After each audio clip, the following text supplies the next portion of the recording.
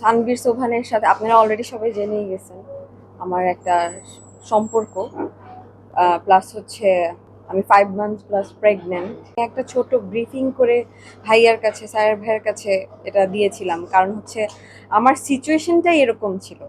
আচ্ছা, 2 দিন আগে হুট করে আমি তাকে ওই দিন রাতে ফোন দিই যে আপনি কোথায় আছেন বা কি করতেছেন। তো সে যখন ফোনটা রিসিভ করার সাথে সাথে আমি একটা মেয়ের ভয়েস শুনতে পাই। তো স্বাভাবিক বিষয়, আমি তার গার্লফ্রেন্ড, আমি জিজ্ঞেস করবো আপনি ভিডিও কলে আসেন। ভিডিও কলটা অন করার সাথে আমি কিছু অপ্রীতিকর আহ, জিনিসপত্র দেখতে পাই, যার কারণে আমি দৌড়ায় তার বাসায় চলে যাই। তার বাসায় যাওয়ার সাথে সাথে ফার্স্ট অ্যাটাক করে তার দারোয়ান আমার গায়ে হাত।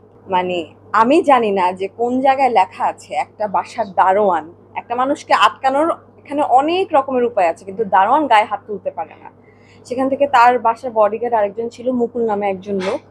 উনি আমার চুল এভাবে ধরে উপর থেকে নিচে নামাইছে যে এখানে আসা যাবে না।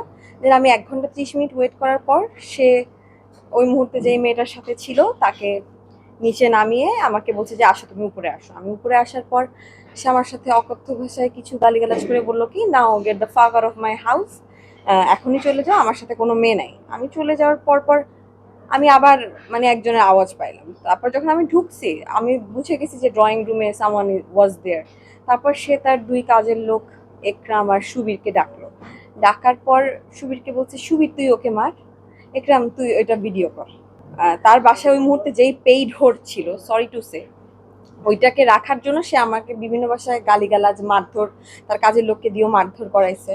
দেন আব্দুর রহমান চিপং নামে একজন লোক তার সাথে কাজ করে, তাকে ডেকে এনে আমাকে মারধর করে, ওইখানে মুকুল নামের লোকটাও ছিল, আমাকে চুল ধরে টেনে নিয়ে গেছে, সো দ্যাট আমি ওইখানে তার কোনো ডিস্টারবেন্স ক্রিয়েট না করি। আফটার দ্যাট ইনসিডেন্ট ওইখান থেকে আমাকে তার আম্মার বাসায় নিয়ে যাওয়া হয়।